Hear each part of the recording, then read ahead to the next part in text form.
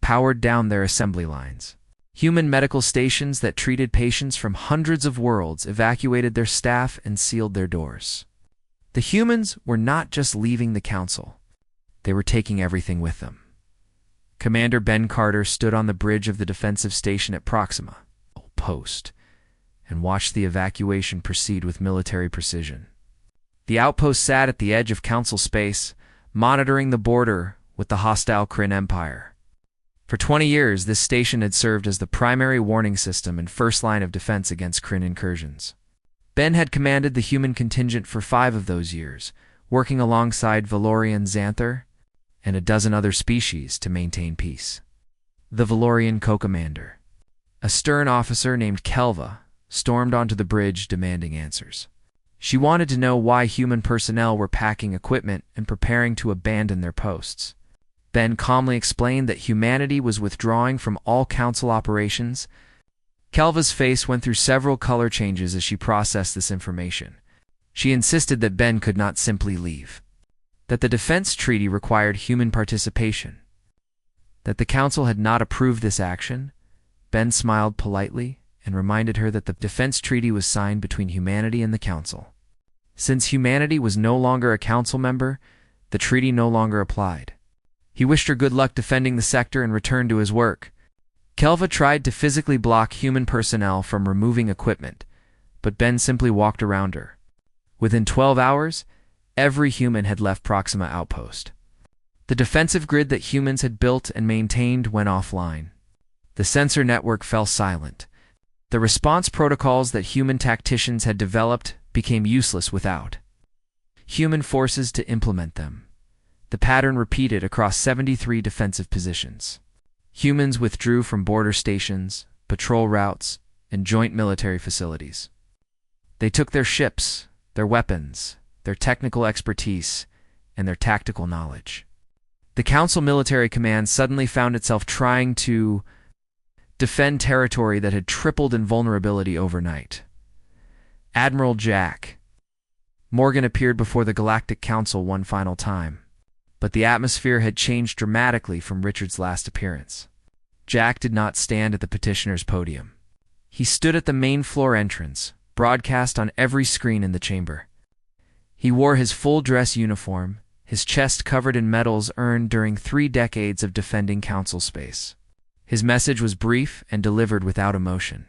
Humanity was withdrawing all military cooperation effective immediately. Every defense pact humanity had signed was now void. Every technology sharing agreement was terminated. Every joint operation was canceled. Humanity would defend its own territory and its own interests. The council was free to do the same. Jack did not take questions. He simply saluted, not in respect, but in farewell, and cut the transmission. The council chamber erupted in chaos. Delegates shouted over each other, demanding explanations, calling for sanctions, suggesting military action to force human compliance. Chancellor Vryn tried to restore order, but his voice was lost in the noise. The Xanther military faction proposed sending ships to human space to enforce the treaties. The Valorian delegation calculated how many of their defensive positions were now critically undermanned. Smaller species representatives frantically tried to determine how this affected their own security arrangements. Meanwhile, Lieutenant Kate Morrison led a fleet of 30 human warships to the new boundary humanity had established.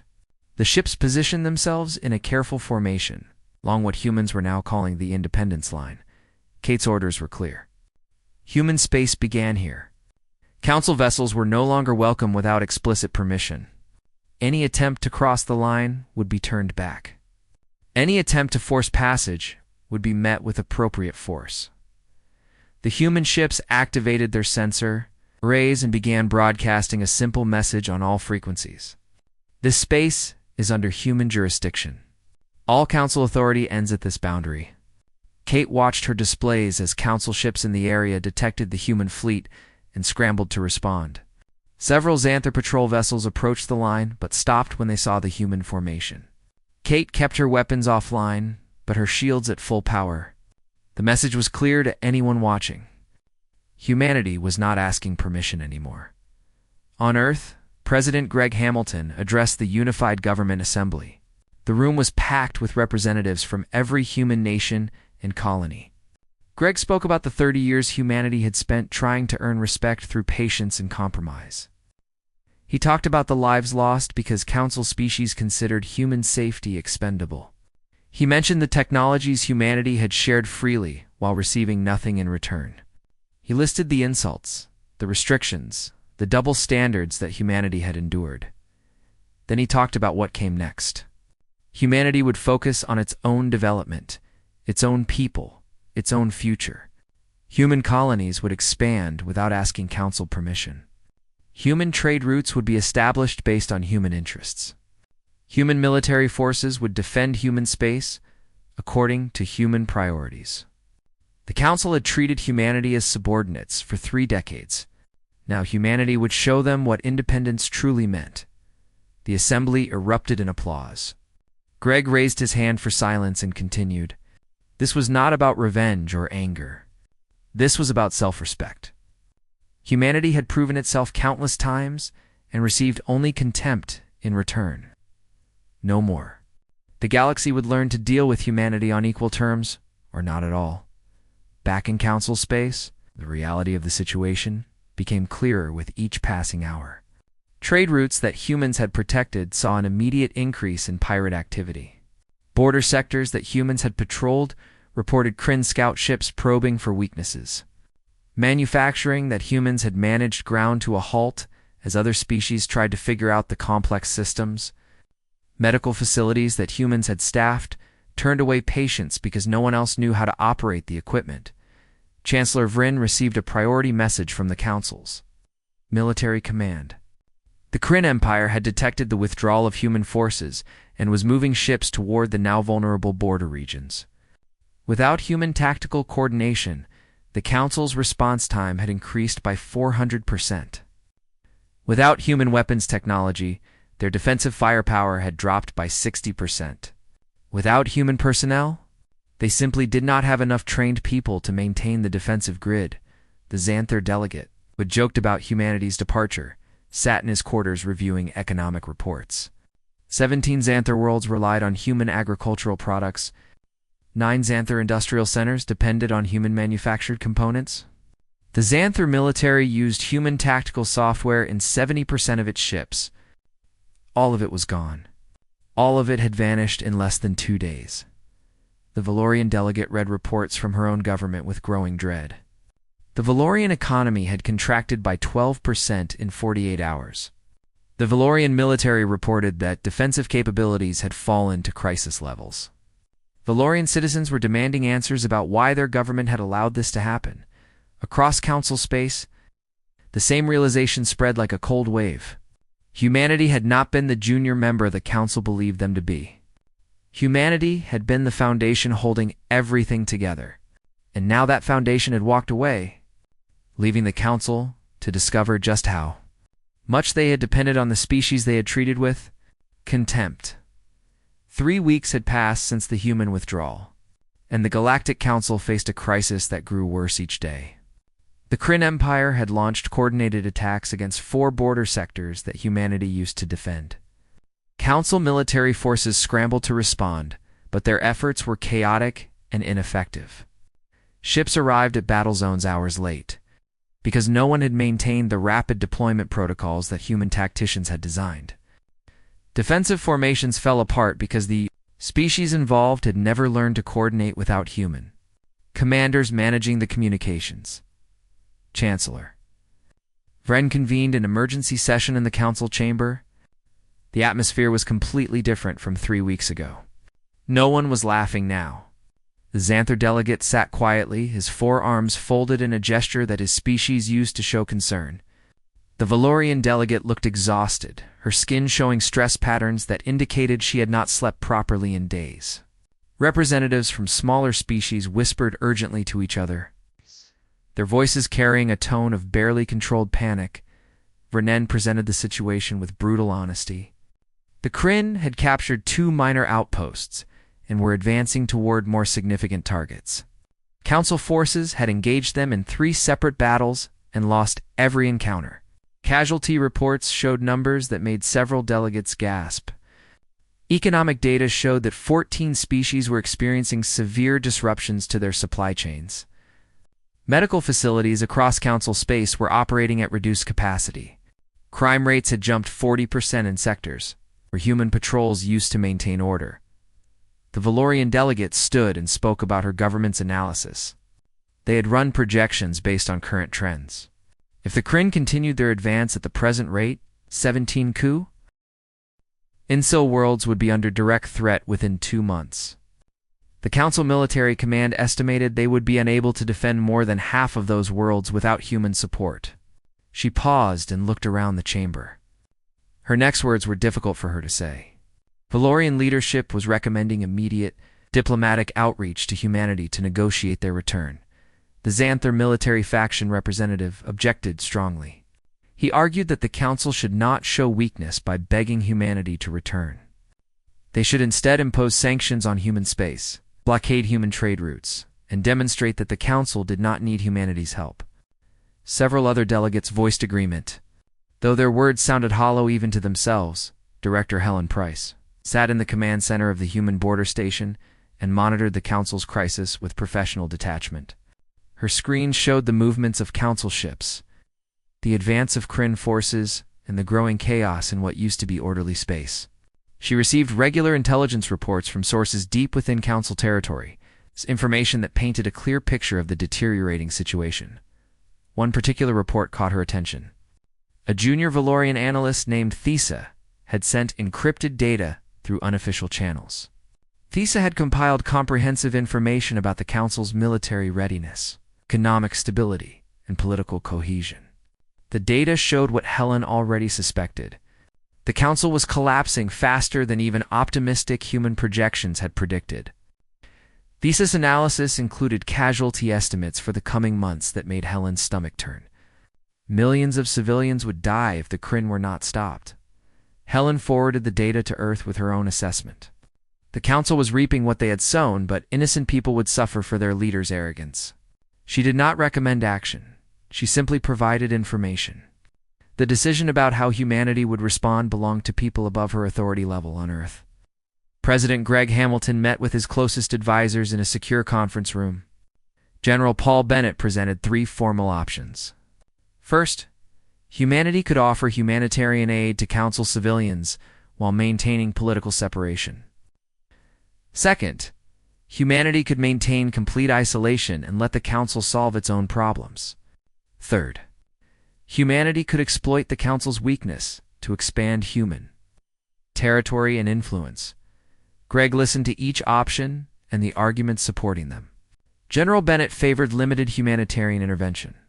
The Secretary of Defense argued for complete isolation to teach the Council a lasting lesson.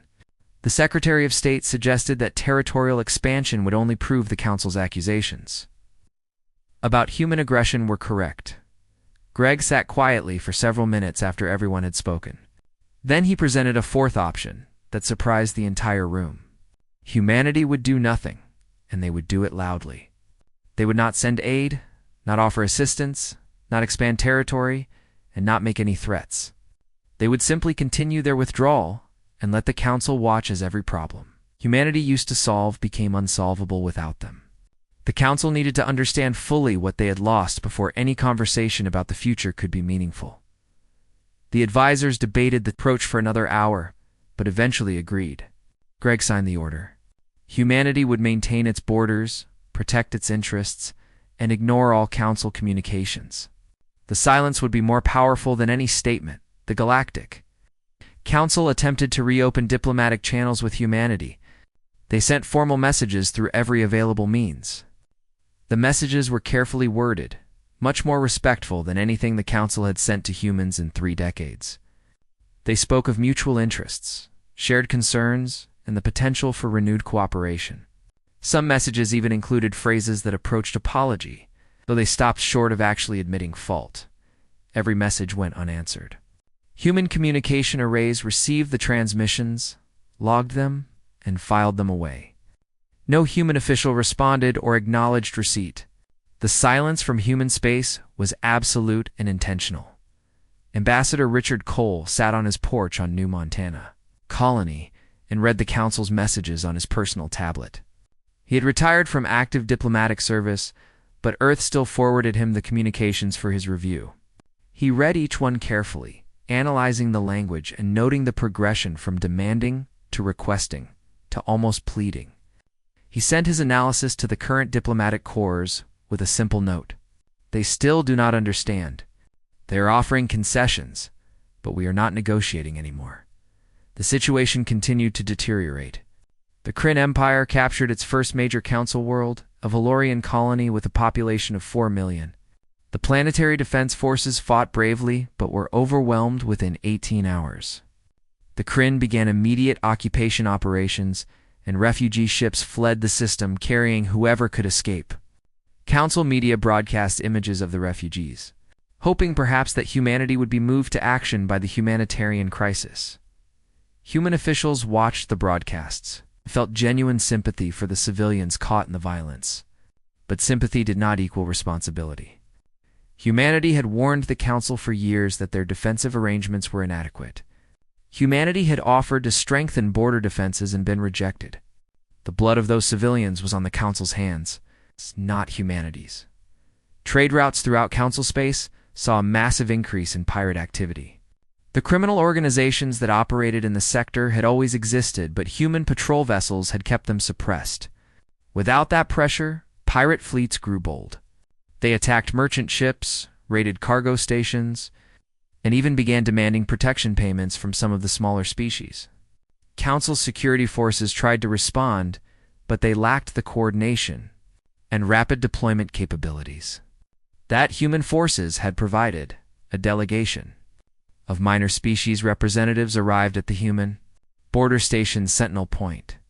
These were not the major powers of the Council, but smaller civilizations that had always maintained friendly relations with humanity. They requested permission to enter human space and meet with human officials. Director Helen Price reviewed their request and granted it after confirming their identities and intentions. Ambassador Laura Jenkins, who had taken Richard's place as humanity's chief diplomat, met the delegation in a neutral conference room aboard the station. The delegates included representatives from 7 species, none of which had ever voted against human interests in the Council. They did not come with demands or offers of trade. They came with something the Council leadership had never given humanity. They came with an apology. The senior delegate, an elderly being from a species called the Rinth, spoke for the group. He explained that his people and the others present had always opposed the treatment humanity endured in the Council chamber. Their voices had been drowned out by the major powers, their votes meaningless against the dominant blocs. They had watched with shame as humanity was insulted, restricted, and dismissed. They were too weak to stand with humanity then. They wanted humanity to know they had never supported the injustice. Laura listened carefully to the delegate's words. She heard genuine regret in his voice, saw real shame in his expression. These species had not mistreated humanity. They had simply lacked the power to stop others from doing so. She thanked them for their honesty and their courage in coming forward. The Rinth delegate made a request. His people and the other species present wanted to maintain their friendship with humanity. They were not asking to join human defensive agreements or seek human protection. They simply wanted to continue trade and cultural exchange separate from the Council's authority. They were willing to leave the Council if necessary to maintain their relationship with humanity. Laura considered the request carefully. She told the delegates she would present their offer to Earth for consideration, but she personally supported maintaining these friendships. Humanity's dispute was with the Council leadership and the major powers that had dictated policy. Species that had treated humans with respect deserved respect in return. The meeting ended with handshakes and genuine warmth. Laura watched the delegates depart and felt a small measure of hope. Perhaps something better could be built from the ruins of the old Council. Perhaps a new organization based on actual equality rather than the pretense of it. The situation spiraled beyond crisis into something approaching catastrophe.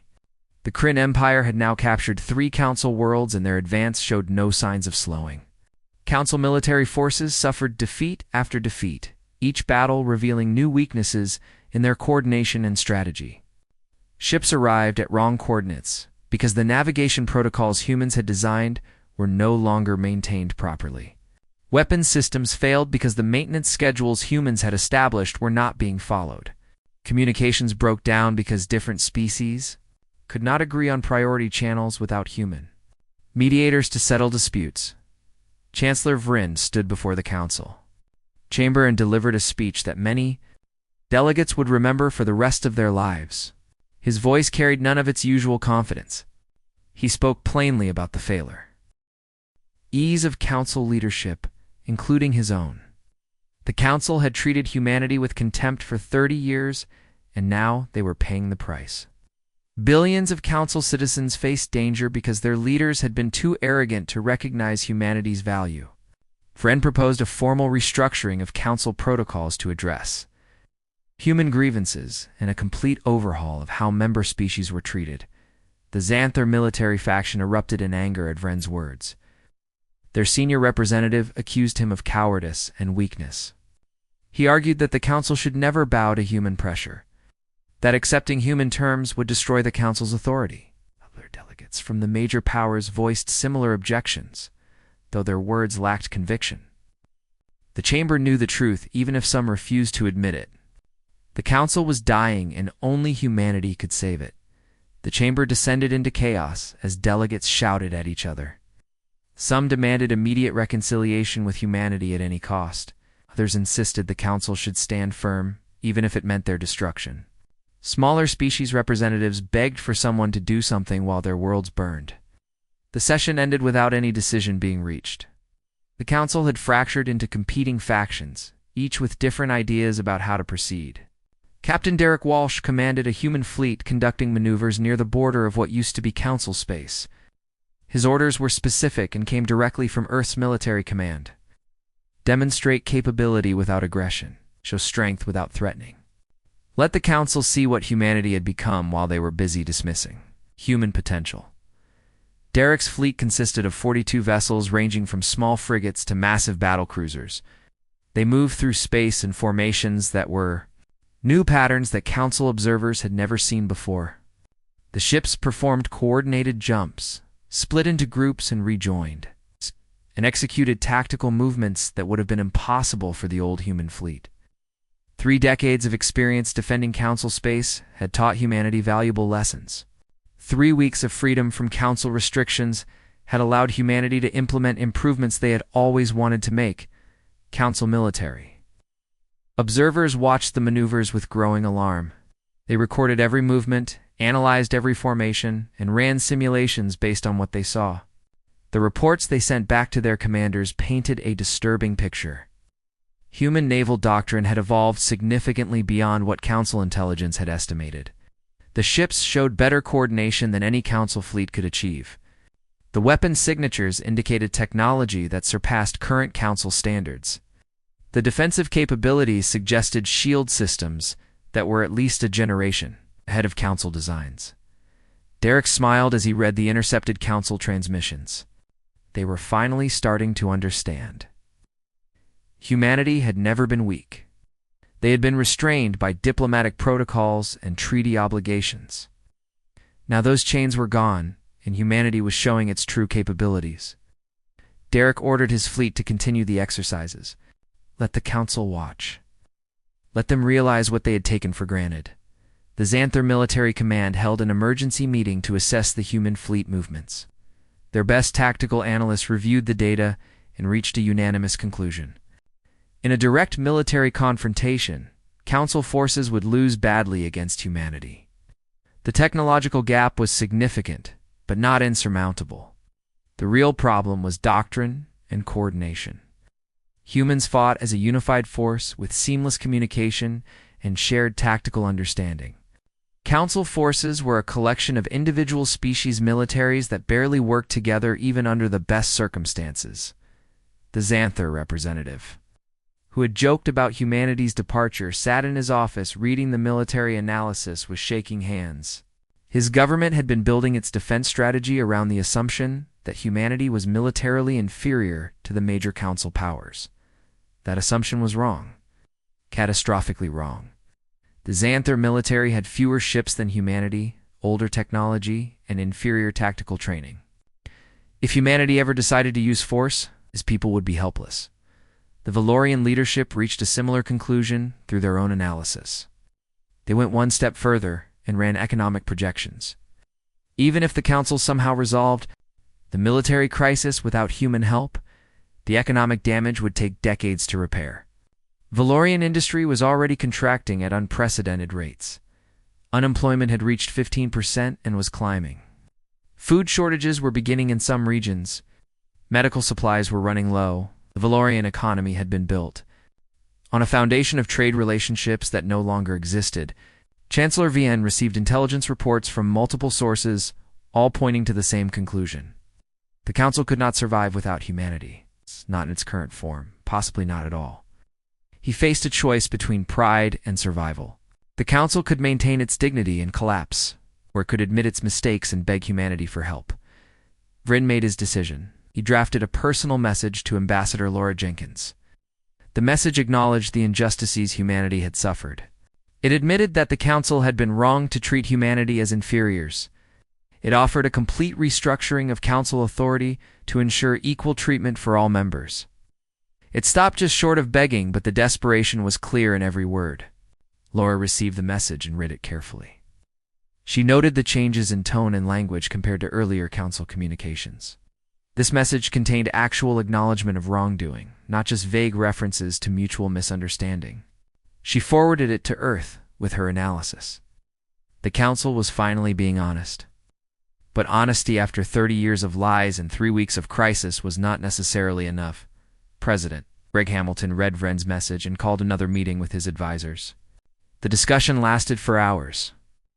Some argued that humanity should accept the Council's offer and use their stronger position to reshape the organization. Others insisted that the Council was too broken to be fixed and humanity should focus on building something new. A few suggested that humanity should impose harsh terms as punishment for the decades of mistreatment. Greg listened to all perspectives before speaking. He pointed out that accepting the Council's offer would put humanity back into the same basic structure that had failed before. Even with better rules, the underlying problems would remain. The major powers would still have disproportionate influence. The smaller species would still be ignored. The whole system was built on hierarchy rather than genuine cooperation. Meanwhile, ships carrying refugees from captured Council worlds began arriving at the borders of human space. Millions of civilians had fled the Kryn Advance with nowhere to go. Some made it to other Council worlds, but many found those places overwhelmed and unable to help. In desperation, some refugee ships headed toward human territory. Hoping that humanity's famous compassion would extend even to those whose governments had treated them poorly, Director Helen Price faced a dilemma. Her orders were to maintain the border and keep Council ships out of human space. But the ships approaching her station were not military vessels or trade ships. They were civilian transports packed with families who had lost everything, children who had watched their worlds burn, elderly beings who had fled with nothing but the clothes they wore. Helen contacted Earth for guidance. The response came quickly. President Hamilton personally authorized humanitarian assistance for civilian refugees. Humanity's dispute was with the Council leadership, not with innocent civilians caught in the crossfire. Human medical ships and supply vessels were dispatched to the border.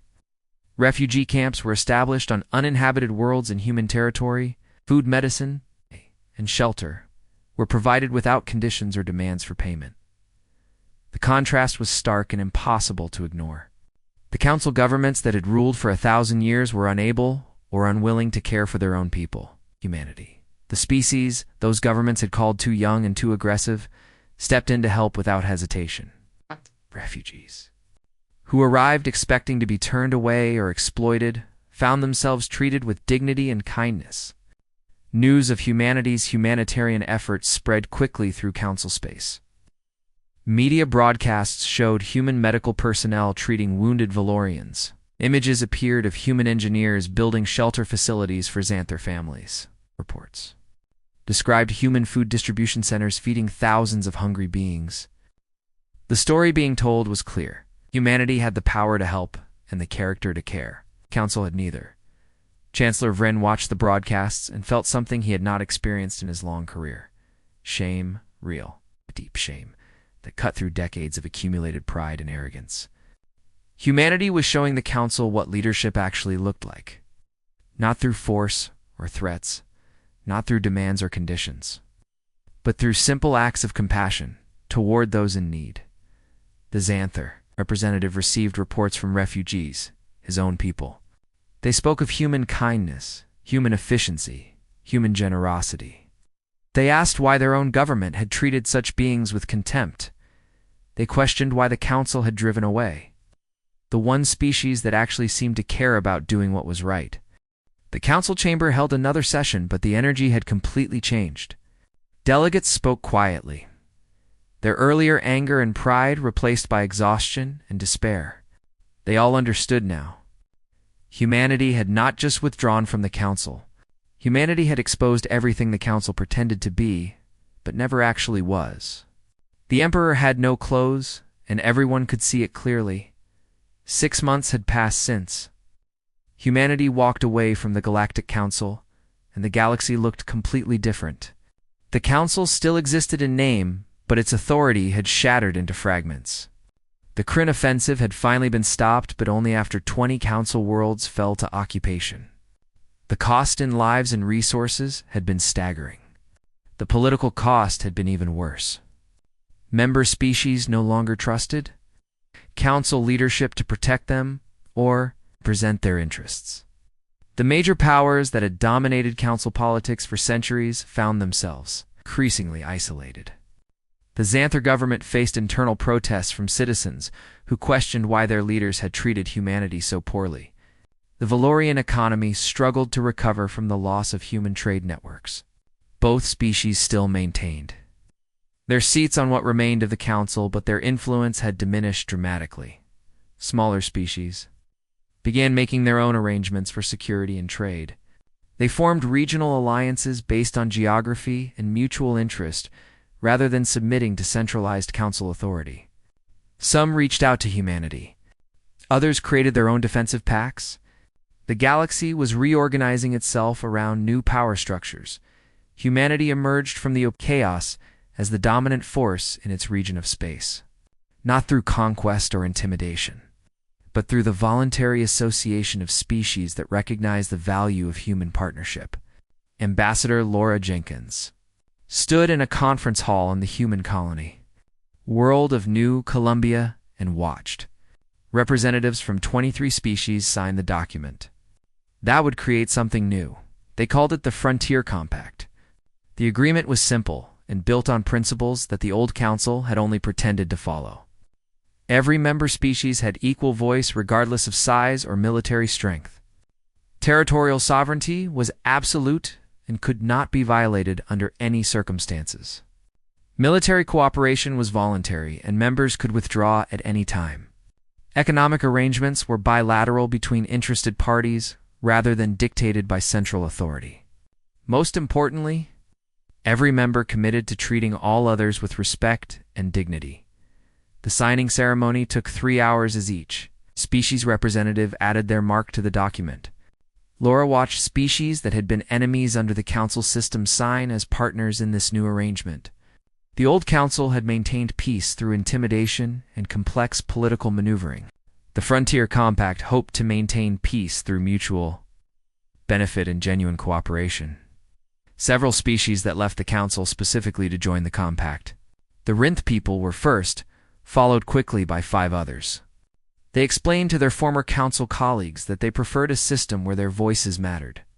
Within weeks, 3 more species formally withdrew from Council membership and applied to join the Compact. The exodus was not massive, but it was significant. The Council was bleeding members to an organization that humans had built in less than 6 months.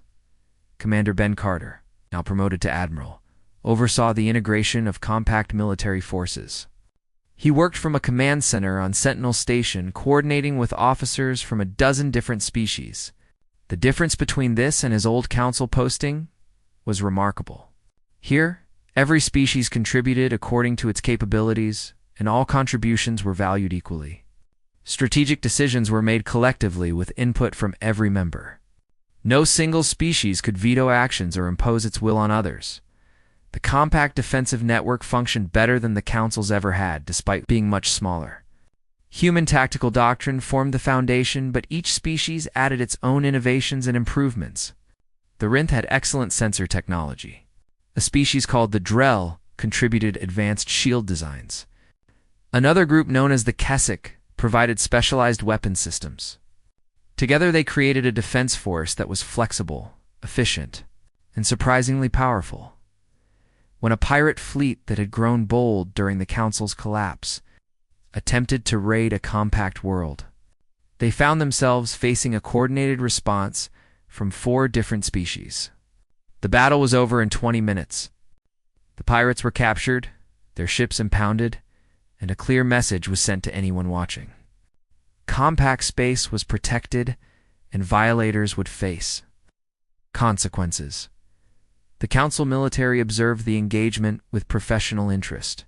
Their analysis noted the speed of the compact response, the seamless coordination between different species, ships, and the effectiveness of their combined tactics. The report concluded that the Frontier Compact, despite having fewer total ships than the Council, was militarily superior in every meaningful way. On Earth, President Greg Hamilton addressed a joint session of the Unified Government Assembly. He spoke about the 6 months since humanity's withdrawal and what had been accomplished. Human colonies were expanding at unprecedented rates. Human trade was flourishing through direct bilateral agreements. Human technology development had accelerated without Council restrictions holding it back. Most importantly, humanity had helped create a new galactic organization that treated its members as genuine equals. Greg acknowledged that many people had questioned the decision to abandon the Council. Walking away had been risky and could have left humanity isolated, but staying would have meant accepting permanent inferior status. Sometimes the only way to win was to stop playing a rigged game. Humanity had gambled that they could build something better in the gamble. It paid off. The Assembly gave Greg a standing ovation. Representatives from every human nation and colony stood and applauded the decision that had seemed so dangerous 6 months ago. Humanity had found its place in the galaxy, not by begging for acceptance, but by demanding respect. Chancellor Vren sat in his private office and watched a recording of Greg's speech. The human president's words stung because they were true. The Council had been a rigged game. The major powers had controlled everything, and smaller species had been forced to accept whatever scraps were offered. Humanity had recognized this and chosen to leave rather than submit. Now humanity was thriving while the Council struggled to survive. Vren had spent the past 6 months trying to reform the Council. Some progress had been made. New protocols gave smaller species more representation. Military coordination had improved slightly. Economic policies were being revised to be more fair, but the fundamental problems remained. The major powers still dominated. Trust was still broken.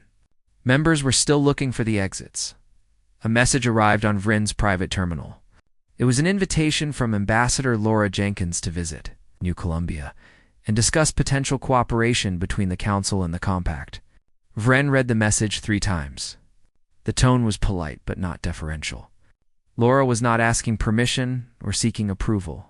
She was extending an offer to talk as equals. Vren accepted the invitation. He made arrangements to travel to New Columbia without the usual entourage or ceremony. This would be a private visit, a conversation between individuals rather than a formal diplomatic exchange. He wanted to see what humanity had built and understand how they had done it so quickly. 2 weeks later, Vren arrived at New Columbia aboard a simple transport rather than a state vessel. Laura met him at the spaceport with a small security detail and a genuine smile. She welcomed him to the Compact and offered to show him around. Vren accepted and spent 3 days touring human facilities, meeting Compact representatives, and observing how the new organization functioned. What struck Vren most was the atmosphere. In Council spaces, every interaction was calculated and political. Species representatives watched each other constantly, looking for advantage or weakness. Here on New Columbia, Delegates from different species ate meals together, joked with each other, and genuinely seemed to enjoy each other's company. The difference was subtle, but profound. On his final evening, Laura invited Vryn to dinner at a restaurant overlooking New Columbia's Central Valley. They sat on an outdoor terrace as the sun set over an alien landscape that humans had turned into farmland. Laura ordered local wine, and they talked not as diplomats, but as two people who had watched the galaxy change. Vryn finally said what he had come to say. His people had been wrong about humanity. The Council had been wrong. They had treated humans as inferiors when humans were actually superior in the ways that mattered most: innovation, adaptability, and basic decency. Vryn apologized, not as Chancellor, but as one individual to another. He was genuinely sorry for the pain and injustice humanity had endured. Laura listened to his words, saw that he meant them. She thanked him for his honesty and his willingness to admit mistakes. She told him that many humans had been angry, but anger was fading. Humanity was too busy building the future to dwell on past grievances.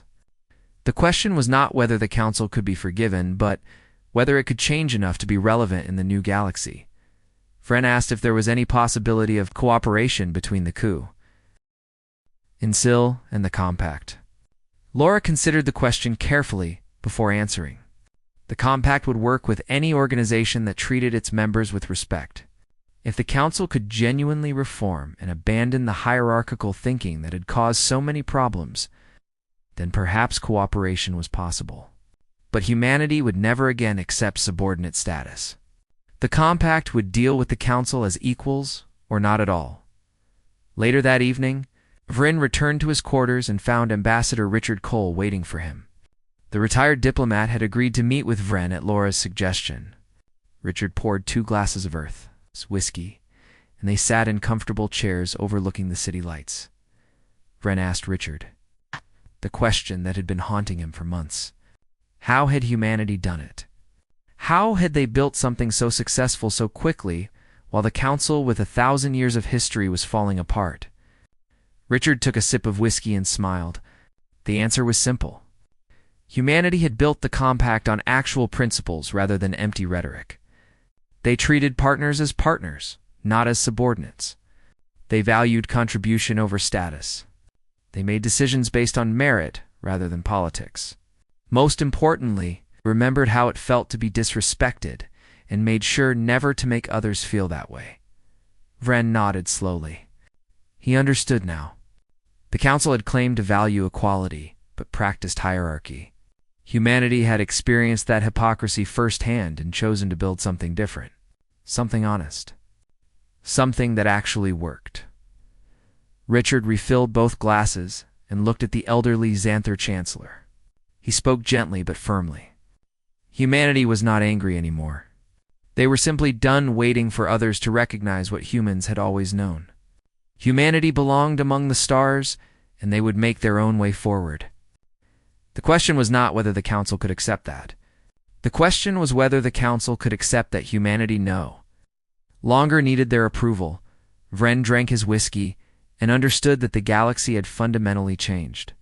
The old order was dying and something new was being born. Humanity had abandoned all diplomacy with those who never respected them, and in doing so had created something better. A new age had begun, and this time humanity wrote its own rules. The Galactic Council could adapt to this new reality or fade into irrelevance. The choice was theirs, but the galaxy was moving forward either way.